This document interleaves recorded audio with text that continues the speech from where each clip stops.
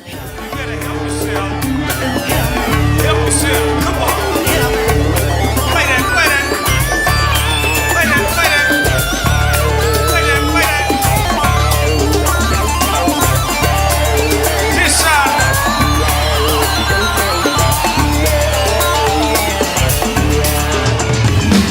Hiya, so that was a clip of me back in 2018 at Coachella, ripping it up like a guitar champ. And I thought it'd be fun today to talk about how to approach synth solos like a guitarist. I'm not talking about emulating a guitar sound on a synth. That's just going to really annoy a lot of guitarists. It's more about the approach, and how if you've got the right sound, the right pitch bend and mod settings, you can really just soar on a couple of notes. It's amazing how little you can get away with, and it can sound really impressive. So I'm going to show you how to get that sound you just heard on the same synth, which is a Prophet 6. The reason being, the architecture on the 6 is very typical, so you can apply that to other synths. And then we'll look into how to play it as well. All right, let's get started. Okay, so let's start by making an initialized patch, which in this case is pressing preset and right together. Now we're just hearing oscillator 1, and we're only going to use oscillator 1 in this particular sound. Firstly, let's make it mono. You have to press unison mode on the Prophet 6. And we're going to make the wave a square. So turn this all the way around to square. And what we're going to do is we're going to create a sync sound. What's a sync sound? It's where the frequency of one oscillator is locked to the frequency of the other one. In this case, we're only going to be hearing the synchronized oscillator. So now I've pressed sync. Even when I change frequency on oscillator 1, the actual pitch is not changing, just the frequency of the sound. And it's, a very common and great synth sound. Straight away sounds cool. And what we're going to do is we're going to automate that frequency's movement so we can create a particular effect.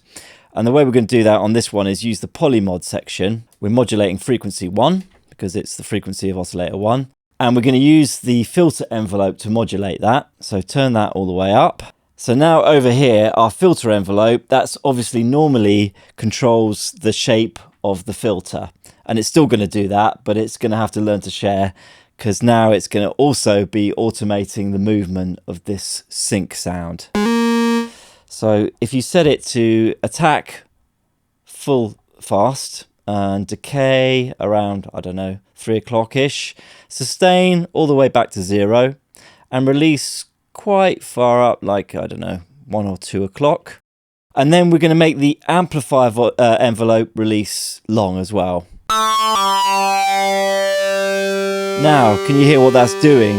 The filter envelope is changing the shape of the frequency. So it's going up and down.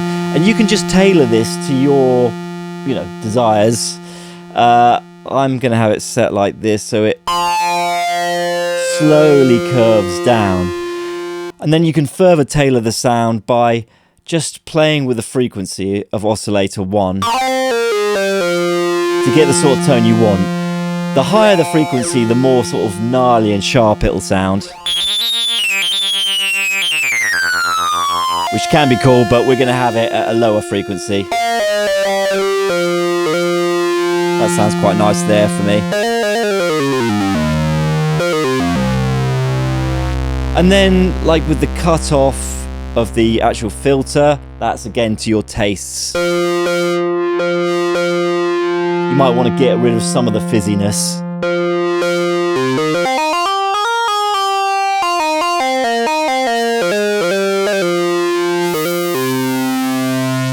Probably don't need much resonance, I think. Just keep the resonance down.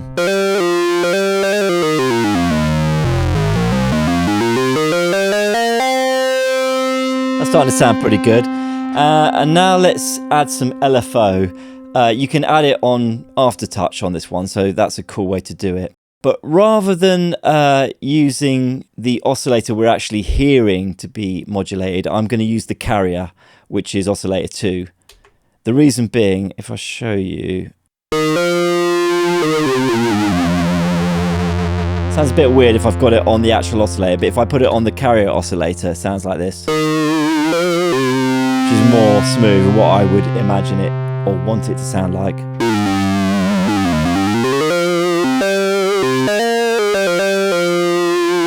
That's cool. So let's put that so that it can come in with aftertouch. LFO amount.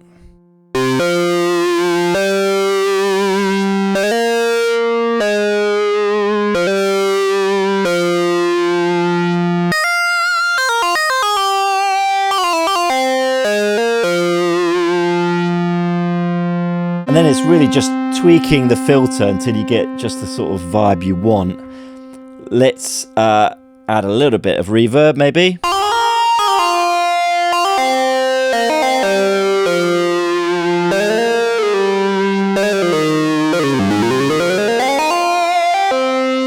Again, just do it to taste. And what I like to do is have an effect that you can bring in during the solo.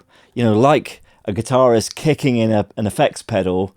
It's great if you've got something up your sleeve. When you run out of licks to play, you can just chuck on a bit of delay or something like that and do something quite interesting.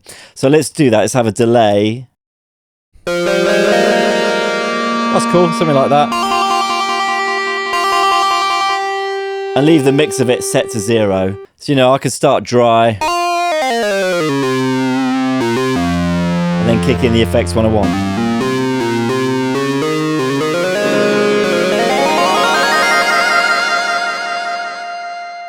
Cool. Okay, that's sounding pretty good. Let's set the pitch bend range. Now the pitch bend, I think, should be set to 2 semitones either way, generally. It just gives you that kind of wailing sound then.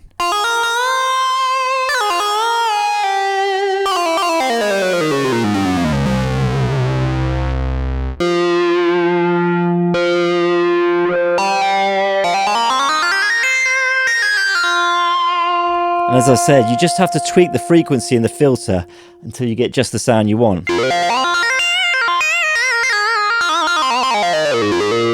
If you wanted to warm this sound up, you can dial in a bit of oscillator too, and it will just give you more of a warmer tone behind it.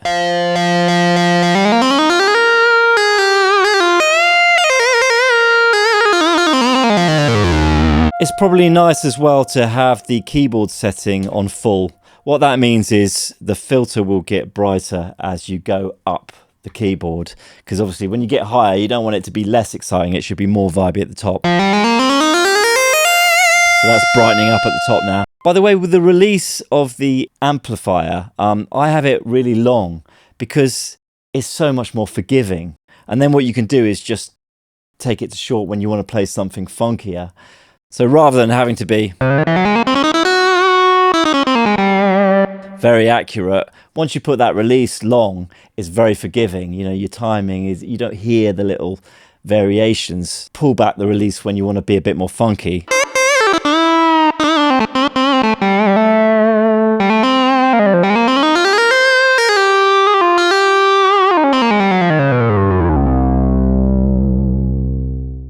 So guitarists got their whammy bar, but we've got glide or portamento. So let's have that set up as well.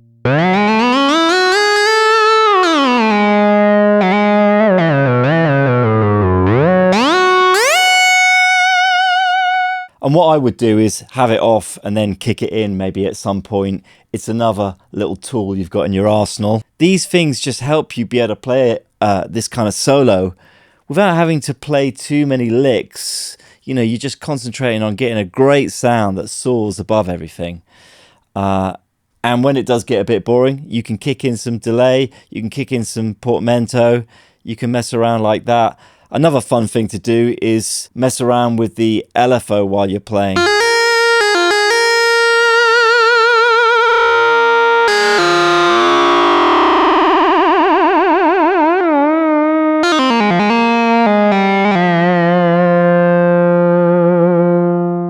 And then with the playing itself, you know, it's all about using the pitch bends, creating little squiggles and the mod wheel, but here we've got the mod under our fingers with the pressure sensitivity.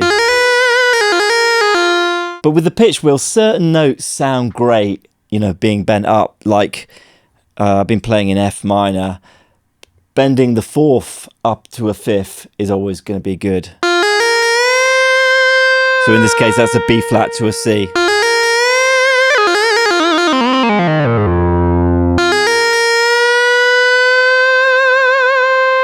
And as you're bending up, you know, you can press in and get the mod as well.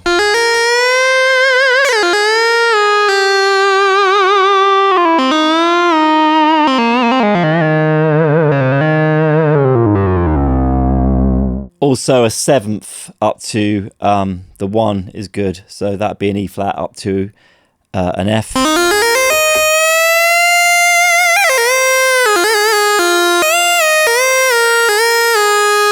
The minor third going up to a fourth sounds good too. Basically, the blues notes, hit those blues notes and give them a little tweak with the pitch wheel.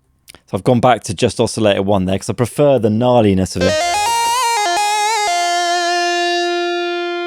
And if you want to fatten it out, you could use the unison and pitch spread, pan spread.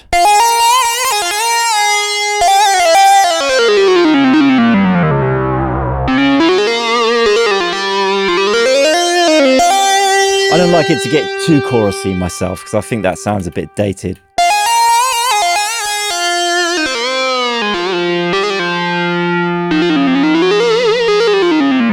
So yeah, with that pitch wheel, it's really just experimenting with it. I love just squiggling it so you get...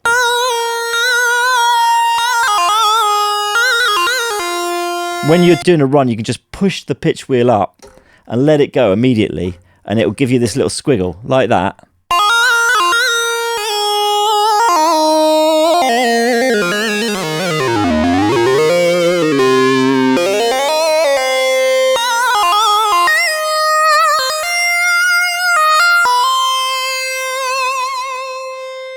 It's just a matter of practicing with it, you know, much as practicing scales. It's worth really spending a lot of time with that pitch wheel until you can really make it talk and say what you want it to say.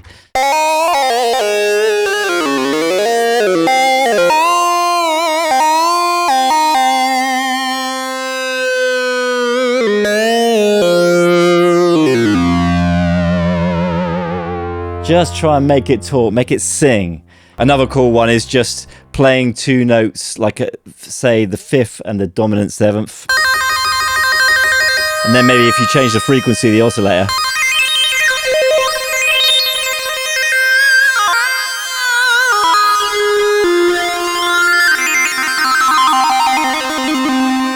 On some synths you'd be able to automate that, but sadly not on this one. That's a cool thing to play with as well. Another quite fun option is just to get a guitar pedal, you know, an extreme distortion and chuck it on. I really recommend having some guitar pedals anyway as a keyboard player. It just adds so much vibe to things without spending £1 million, you know. In fact, I'm working with this company. This is Jam Pedals. I love their pedals, and we're actually working on something. So hopefully I'll have something to talk about with these guys. But in the meantime, I'm using this, which is just one of their like extreme fuzz kind of pedals. And it sounds great on keyboards.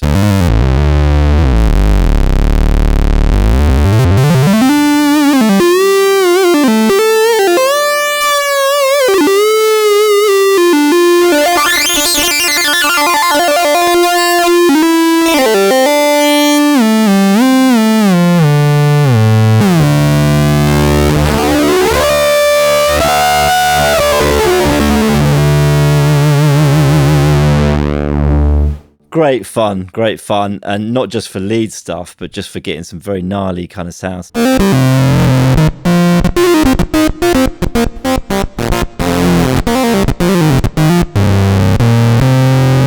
Well, I hope you got something out of that. Till next time, take care of yourselves.